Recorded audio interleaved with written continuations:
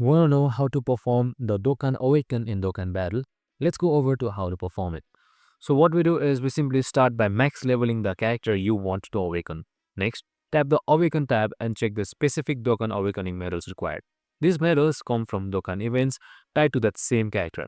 For example, Goku's medals drop from Goku-related Dokkan stages. Beat those events on Z hard or super difficulty to collect them faster. Once you have all the medals, go back and perform the Dokkan Awaken.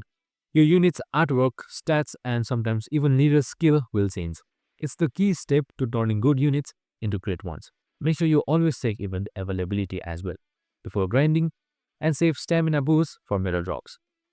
If you do this right, your roster's power will spike hard and your Dokkan Awaken can be performed easily. And that's it.